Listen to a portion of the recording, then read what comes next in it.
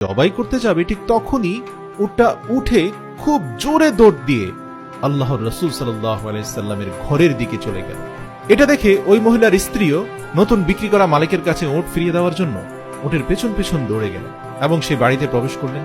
তখন আল্লাহর রাসূলের মাতা আমিনা ওই মহিলাকে খুবই ক্লান্ত ও ক্ষুধার্ত দেখে তাকে ঘরে নিয়ে যায় এবং কিছু খাবার দাবার দেয়, আর সেই মহিলার আপন শিশু বাচ্চাটিকেও দোলনায় শুইয়ে দিতে বলে। মহিলাটি যখন তার বাচ্চাকে দোলনায় রাখতে যায় তখন তিনি শিশু মোহাম্মদকে দেখতে পান, যার শরীর থেকে নূরের আলো চমকাচ্ছিল। আসলে এটা একটা আশ্চর্য অলৌকিক বিষয় ছিল যে আল্লাহর রাসূল সাল্লাল্লাহু আলাইহি সাল্লাম শৈশব কাল থেকে এতটা উজ্জ্বল ছিলেন যে অন্ধকারেও তাকে স্পষ্ট দেখা যেত।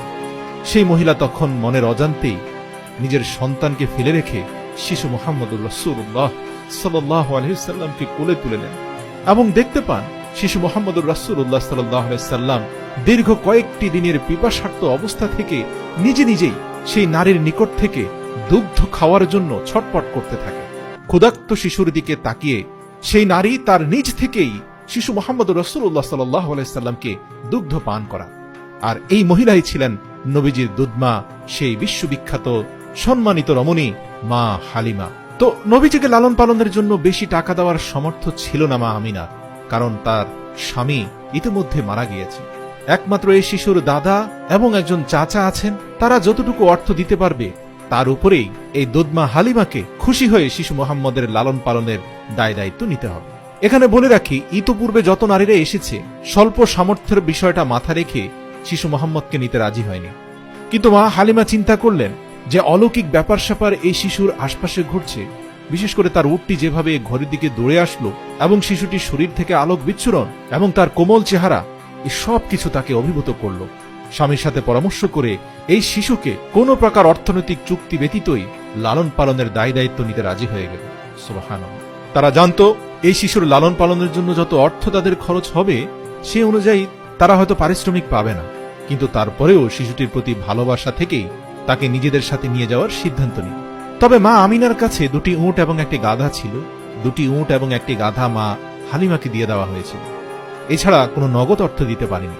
মা হালিমা অত্যন্ত খুশি মনে সে দুটি উট এবং গাধা নিলেন এবং মা আমিনার প্রতি কৃতজ্ঞতা প্রকাশ করেই নিজেদের এলাকার দিকে ছুটলেন। নিজেদের এলাকায় পৌঁছে মা হালিমা দেখলেন সেখানে তীব্র রহমতের বৃষ্টি শুরু হয়েছে, অথচ গত 10 বছর ধরে এই অঞ্চলে কোনো বৃষ্টি বাদল হচ্ছে না বলে মানুষের জীবনযাত্রা কঠিন হয়ে পড়েছিল। অথচ আল্লাহর রাসূলের আগমনের সাথে সাথে দীর্ঘ 10 বছর পরে মুষলধারে বৃষ্টি হয় এবং পর্যাপ্ত ফলন হতে থাকে সেই অঞ্চলে। পাশাপাশি নবী আসার পর থেকে দুধমা হালিমার ঘর যেন আল্লাহর রহমতে ভরে গিয়েছে। তার বকরিগুলো 2-3 গুণ বেশি দুধ দিচ্ছে।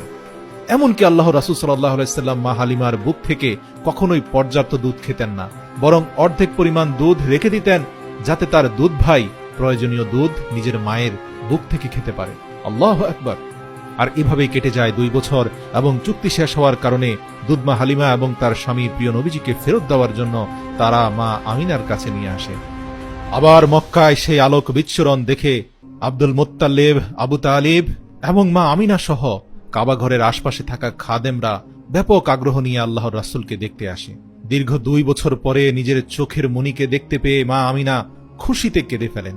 কিন্তু তখন মক্কার আশপাশে এক মহামারী দেখা গিয়েছিল, প্রচন্ড রোগশোক ছড়িয়ে পড়েছিল। সেই সাথে নবীর দাদা আব্দুল মুত্তালিব জানতে পারেন যে ইয়াহুদিরা তখনও নবীজিকে খুঁজে বের করার জন্য বিভিন্ন ষড়যন্ত্র করে যাচ্ছে। তারা যে কোনোভাবে শিশু মুহাম্মদুর রাসূলুল্লাহ সাল্লাল্লাহু আলাইহি সাল্লামকে চুরি করে নিয়ে যেতে চায় এবং তাদের বংশের নবী বলে চালিয়ে দিতে চায়। তাই আল্লাহর রাসূলের জীবনের শঙ্কা করে আব্দুল মুত্তালিব নবীজিকে হালিমার সাথে পুনরায় আবারও পাঠিয়ে দেওয়ার সিদ্ধান্ত নেন। এভাবে কেটে যায় আরো 2 বছর। হঠাৎ একদিন নবীজির দুধমা হালিমা ভীষণ অসুস্থ হয়ে পড়লেন। সেখানকার কবিরাজ এবং তান্ত্রিকেরা এসে মা হালিমাকে কোনোভাবে সুস্থ করে তুলতে পারল না, কিন্তু নবীজি এটা দেখে তান্ত্রিকদের সরিয়ে দেয়